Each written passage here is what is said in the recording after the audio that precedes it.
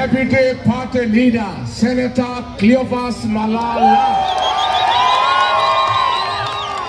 Watu wa Kiringiti mupo? Unajua sisi tukiwa kule Western Region, kuna mtu anatutishanga, anaitwa Kimani Ichung'wah. Mnatambua huyo mtu kweli? Mimi nasikia ati yeye ndio anasema Rigiji asikuje hapa. Hebu tuone kama nyinyi ni watu wa one term. Harambee! Unajua hii Kenya, kama iko mtu William Ruto anaogopa ni huyu Rigiji.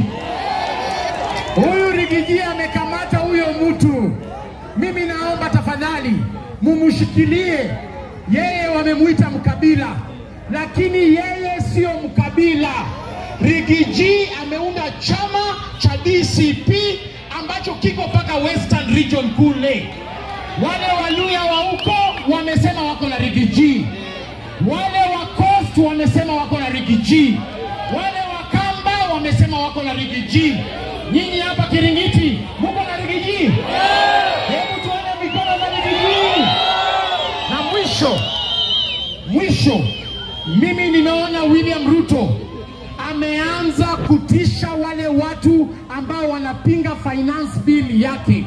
Umeona ameshika msichana mdogo anaitwa Rose Njeri.